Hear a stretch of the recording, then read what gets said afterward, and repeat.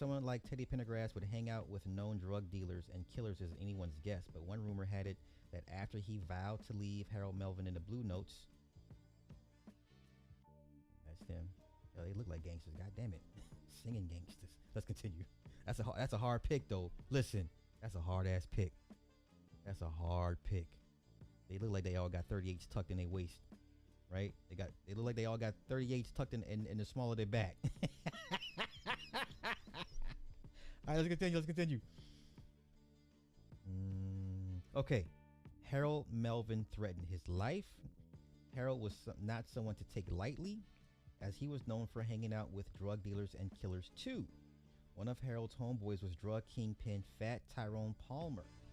Palmer ran the Philly drug trade until he was killed by, you guessed it, the Philly Black Mafia in 1972.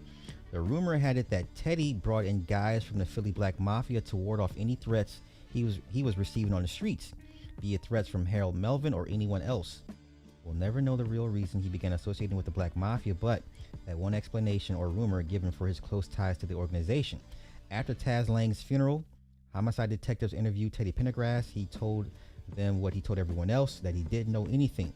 Conflict. Who were Philadelphia's Black Mafia, and what can we learn from them about organized crime in general? We'll talk about that with Sean Patrick Griffin, a former Philadelphia police officer turned Penn State faculty member. His newest book, Black Brothers Inc., The Violent Rise and Fall of Philadelphia's Black Mafia, has been optioned by a Hollywood production company to be made into a major motion picture. Thanks so much for joining us. Thank you. I think it's safe to say that when most of us think mafia or organized crime, we don't think Black Mafia, and yet this was a group that made its mark for 20 years beginning in the 1960s, and you say was linked to some of the most heinous crimes in Philadelphia history. Who were they? Well, Philadelphia's Black Mafia is a fascinating group. They began, by most accounts, in the early to mid-1960s. They formed around certain particular neighborhoods in Philadelphia. Most of them knew each other, either from childhood or mostly from youth gangs. Many of them had violent criminal backgrounds. In fact, all of them had criminal backgrounds.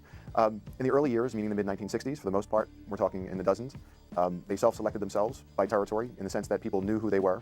Their mainstay in the early to mid-1960s was extortion. What that meant literally was that they would go up to drug dealers and other illicit entrepreneurs like numbers runners, prostitution rings, and ask them for a street tax. And if people didn't pay, they would be harmed physically. And that's how they began. Nothing spectacular, and of course back then law enforcement for the most part treated organized crime as an Italian-specific phenomenon. So all throughout the 1960s as the Black Mafia grew and grew, they were pretty much untouched by law enforcement. And no, but shelves are lined, bookshelves are lined with books on the... So basically they didn't respect the black gangs enough to... They didn't respect them, right?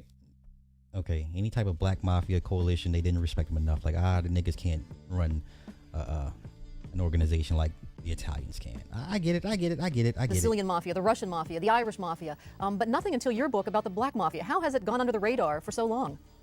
Well, it has and it hasn't. My book is probably the most popular, but there have been very good books well before mine. One was a book called Black Mafia, ironically, that came out in 1972 by a famous anthropologist named Francis Ianni. And even before him, there had been much literature about what we would now call African American organized crime, though at the time it wasn't designated as such. So when I first took on this topic 10 or so years ago, and I started looking into classic sociology, in fact, there was a wealth of literature on African American organized crime. It's just that it had never been called African American organized crime. It was called things like Negro Vice, or just classic historical studies of cities and urban centers that had large African American populations. Well, in fact, when you look back at those times, there's an entire history of typical organized crime patterns, meaning voting blocks in exchange for any number of deals, just like you would see with other ethnic groups. So there is a literature, but the problem is finding it. And the other thing is, and it's related to my project, one of the things that I found most problematic doing research on Philadelphia's Black Mafia was because there was nowhere to start, you had to spend a lot more time and energy than you would on most research projects. So for instance, if I was going to do a research project on the Bruno crime family, an Italian syndicate that lasted in Philadelphia for decades, that's pretty easy because law enforcement was tracking them. There are plenty of documents, there are news articles, and because of all that, there's academic literature based on all that. Well, when you were doing a topic as such a niche area, at least for now, as African American organized crime, there was no baseline of knowledge. And that was the biggest problem. And so the issue for me as a researcher is African American organized crime taking place, or has it taken place in other urban centers? And if so, how do you get access to data? And for the most part, data is non-existent. So if you were going to do this research in Detroit or in Atlanta or any other major metropolitan area, the problem is, unless there's a starting point, either with a major organized crime case or with some other historian or journalist or whatever, it's not that it didn't exist, it's that people weren't looking. That's interesting. That's interesting. And you know what? If people were smarter, you would operate under the radar to the point where there's no start point for people to kind of pick up the trail, which that was the best thing for them. Yes, let's let people think we don't exist. We're not a real thing. Like, that's how you should have. They should have kept it, if as long as possible. Wow. Okay. For your two books, though, you do have a number of sources. In fact, there's an inordinate number of Freedom of Information Act requests made by you, court transcripts, news articles, interviews. Tell us a little bit about how you did piece together what turns out to be such a fascinating story that Fortress Entertainment has optioned the story to make a major motion picture. Well, I was very fortunate in the sense that Philadelphia's Black Mafia called themselves the Black Mafia in order to exert a street tax and have a street name and to carry on their illicit businesses, which was good as a researcher because, for one, law enforcement actually did start tracking them, though years after the fact, but there actually were organized crime cases built on the Black Mafia in Philly.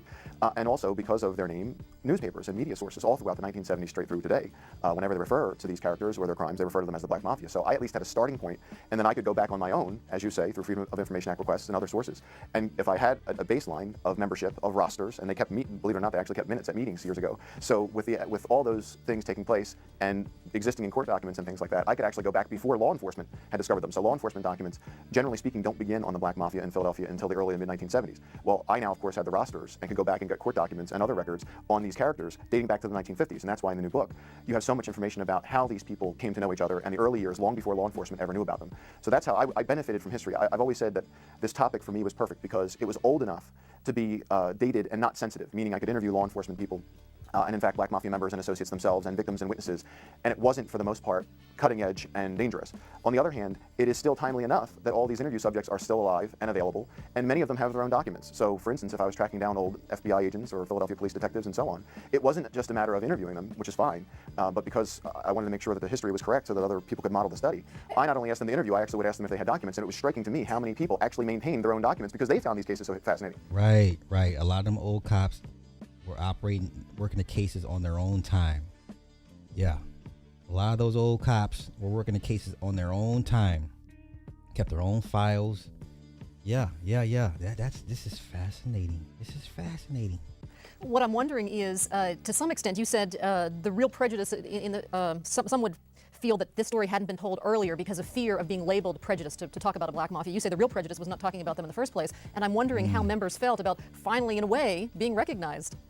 Yeah, I think the public would be shocked actually if they showed up at book signings of mine or saw the correspondence because it's overwhelmingly positive, and I can't tell you how many books I have signed for Black Mafia members themselves. Wow. This to them is sort of a cachet and provides street credibility for them because now they get to say, yeah, I told you I was all that. Okay, now here's a problem. Now you may see it another way, but the fact that once again, these black men wanted validation. Hey, we're just as good as a criminal as the Italians, the Asians, the Spaniards. Like, this is the problem. I mean, how long did the Chinese triad operate before we learned about the triad?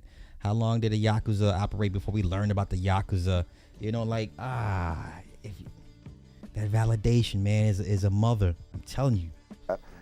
So yeah, with respect to the prejudice or racism about touching the topic, I've never understood that. I guess because I came to this project so long after I had done other research projects on the Teamsters and on Italian-American organized crime and a little bit on Irish-American gangsters in Boston, that I didn't think it was noteworthy researching African-American organized crime, nor did I look at it as taboo. And so when I had my first dabble in this was my PhD dissertation, and when I first started talking to victims and witnesses, I was struck by how many were dying to speak to me. As an author, as a researcher, you can never have enough data. And I was just overwhelmed with people trying to get information to me because they were so upset for so many years that no one had told their story. They were living in black sections of Philadelphia, being victimized for years, and no one knew. And the evidence of that is that when I give these talks, whether it's in academic forums or mainstream forums and panels, the audiences routinely are shocked that they lived through these times in Philly and other cities and didn't know this was going on. And I'm always asked that same question. How could this have happened and I not know? Because I'm a news observer. People who read news religiously will tell me. You say that these Black Mafia members were very well connected, and I'm wondering, you compared them a moment ago to some of the other research that you've done on the Irish Mafia and so forth. How do they compare in terms of the crimes they committed and the impact they had on the community? Well, I think in Philadelphia's case, Philadelphia's Black Mafia was a much larger deal in African-American sections of the city than the Bruno crime family was in Italian sections. And I say that for one reason. Because law enforcement was not watching. Right. It was impossible for people in black sections of the city to imagine that these ultra-violent criminals, and I'll get to the crimes in a moment, but these ultra-violent criminals were not being targeted by law enforcement. And one of the fascinating things about Philadelphia's Black Mafia, they rose to power just as the federal government in the 1960s had what they thought was a revolutionary idea of providing funding to gangsters and to gang members. And what that meant in Philadelphia's case was, if you were a member of the Black Mafia, you could actually apply for government funding, and that's why the book is called Black Brothers, Inc. They actually... What? That's insane. Incorporated themselves in October of 1973. And received government funds. Absolutely, and they actually had a storefront on South Street in South Philadelphia. And so for the poor victims to all this mayhem that they're causing, and by the way, the Black Mafia murdered far more people than the Bruno crime family ever did in Philadelphia. They murdered over 4 dozen people. If you're a member of an African-American section of the city, you're watching known criminals, not only getting money, but taking photo ops with politicians, being listed on the grants. One of the things that struck me as a researcher 30 years after the fact was, I wrongly and naively assumed that surely if I got the government documents, these Black Mafia members would not have put their own name on the documents, that they would have used some front name or front company. And in fact, they used their own name, because that was the idea. And when I tracked down the politicians who were responsible for giving that money out, and I asked them, do you look back on those times and question the public policy there of actually courting known criminals? And the response I got uniformly from politicians was, those were very, very tough times in urban areas. Crime was running rampant, and we were trying to do radical things. And the idea that that would actually embolden these criminals to then take these pictures and show the photographs on the street to all their victims, people who they were extorting attacks from, whether it was drug dealers, but more importantly, legal business owners, and say, you think you're going, they would go up to business owners and say, you really don't think you're going to go to law enforcement. They're tight with us. You saw the pictures yesterday in the paper, didn't you?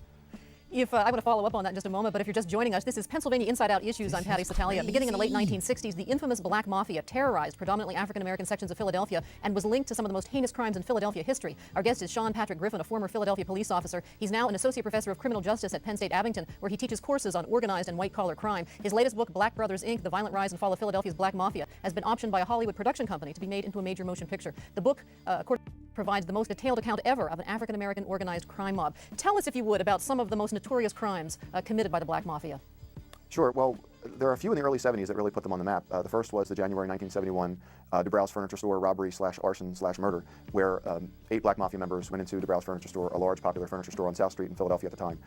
They went in the store in pairs, announced a holdup, and in addition to robbing the establishment and beating several patrons, they took all of the employees and tied them with duct tape and electrical cord and stacked them on top of each other in the back of DeBrow's Furniture Store.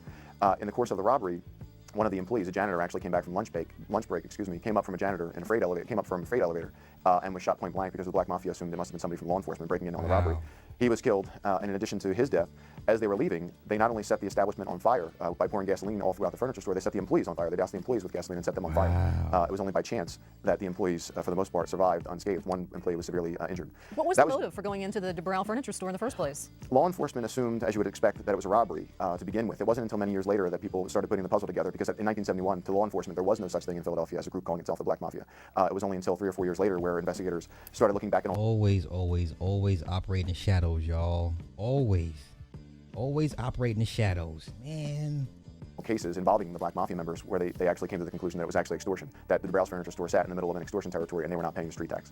So that was one of the first ones, but at the time, if you go back and look at the newspaper reports, that is not referred to as Black Mafia crime per se. The one that starts the Black Mafia investigation, both in the Philadelphia area and nationally, was a case in 1972, April of 1972, in a famous club called the Club Harlem in Atlantic City, where a major drug dealer named Fat Tyrone Palmer was there with his entourage. We would nowadays call it a posse, literally with his bodyguards, a handful of women seated stage side. And as a show was going on at 2 in the morning, there were 600 to 800 people in the establishment. 4 Black Mafia members approached Fat Ty Palmer over a drug debt and executed him in front of the entire crowd. That was the one that started the Black Mafia investigation. The short version of that story is that Atlantic City Police called Philadelphia's police department and asked them for assistance on cracking this Black Mafia case, to which the Philadelphia Police Department's organized crime unit said, what is the Black Mafia? Those memos are fascinating to read years later because law enforcement had no idea this was going on. In fact, it was, you say in your book, infighting and eventual prosecutions that ultimately brought down the Black Mafia. Arlen Specter was the DA at the time, and you say he was, quote, spineless and ineffectual for not pursuing the Black Mafia sooner. Well, in fairness, I quote someone who said that, but okay. One of the community activists at the time, in fact, this speaks to what we talked about earlier. People in the community who were watching this go on, who were paying street tax or facing violence, people who were fearful of going to law enforcement because they thought for sure they would be killed, because they were convinced the Black Mafia had informants in the police department. People who saw this going on couldn't believe it, so you would oftentimes see editorials, particularly in African-American sections of the city where they had community newspapers, and that quote actually comes from a black newspaper called Nightlife, which ran incredible essays on the Black Mafia way before the rest of the mainstream press had caught on. And that's where community leaders would call then DA Arlen Specter spineless, because they couldn't, as I say, they were just beside themselves that known criminals were not only not being prosecuted, but actually getting government money, some of it sponsored by the DA's office. Wow. You were in the enviable position of being a consultant on this film that will be made by Fortress Entertainment. I'm wondering, it's a complicated story with so many facets spanning a period of 20 years. How concerned are you about whether or not film representation can do the book justice? I am, and I should say was, very concerned. My production company and I, and especially Milo Books, the publisher, we were all very concerned when this was going forward that whoever was going to get the option rights got it right. And that's why I chose Fortress over the other firms, because after I met with them on several occasions, I was convinced they were going to do it right. And at least preliminarily, to have a clue, I'm much like your audience, even though it's my... Somebody trying to shut me down. Somebody trying to shut me down. my book, and it's been optioned, and I'm getting phone calls, every so often, every few days. And up to speed, I have no clue when this is going to be developed. I'm just obviously flattered that it's even happening. Tell us a little bit about what happened to the Black Mafia. The two words, Black Mafia, came up again in 2003 when there was a scandal involving Mayor John Street of Philadelphia and his connection with a former Black Mafia member. Is the Black Mafia, to some extent, still alive and well and functioning in Philadelphia? That's a great question. Earlier, you correctly said that the Black Mafia was felled by two major prosecutions. The first was in 1974, and the second was in 1984. At the end of the 84 sentencing, for the most part, the Black Mafia membership crumbled. Most of them were in prison. Some of them were too old to organize crime, and there really was no successor generation of Black Mafia members. However, the Black Mafia members from the old days, meaning the 60s and 70s, were very, very active in prison, and many of them, of course, have since gotten out. So when I'm always asked if the Black Mafia is still around, the days of a syndicate numbering in the dozens, organizing crime and terrorizing entire sections of the city, that doesn't happen any longer. However, there are numerous Black Mafia entrepreneurs and their offspring who are very, very active, both in the drug trade, in the street tax, just like the old school Black Mafia days. And as you correctly said, in 2003, a former Black Mafia member who... Yeah, who you think inspired BMF? Y'all, these are the guys that inspired Meech and Southwest T. BMF, Black Mafia family. All right, come on. The dots are connecting. The dots are docking, and the connects are connecting. He used to go by the name Clarence Fowler. His name is now Shamsuddin Ali. He took that name while he was in prison, serving time from 1972 through 1976 for a murder conviction that has since been overturned for a prosecutorial, I wouldn't call it misconduct, but an identification procedure. Or in any event, that was overturned. When he returned to society, he returned as Shamsuddin Ali. The law enforcement, of course, had long identified him as a member of the Black Mafia and was tracking him off and on, we now know, because of the current probe in Philadelphia. When he got out, he became a very active political operative, mainly for getting out the vote. That's his claim to fame. And in 1996, one famous political commentator in Philadelphia actually said in one of her op-eds that anyone seeking political office in this town should first seek Shamsuddin Ali. That's how much power he carries in the political circles. And in fact, John Street went on to win that very tight mayoral race by a landslide. Right, and what happened was fascinating from an outsider's point of view, frustrating, one would argue, from an insider's point of view for anyone who knew the actual story. The electronic bug was discovered in Mayor Street's office on October 7, 2003. And at the time, the public had no idea how that prosecution and how that investigation had started. So from October through November, the political campaign for Mayor Street spun that into a wild conspiracy emanating out of Washington, D.C. And the Bush-Ashcroft White House. And we're going to have to leave the story right there. I'm sorry we have run out of time. Thank you so much for talking with us. Our guest has been Sean Patrick Griffin. His book is Black Brothers, Inc., which will be coming to a movie theater near you. For Pennsylvania Inside Out Issues, I'm Patty Satalia.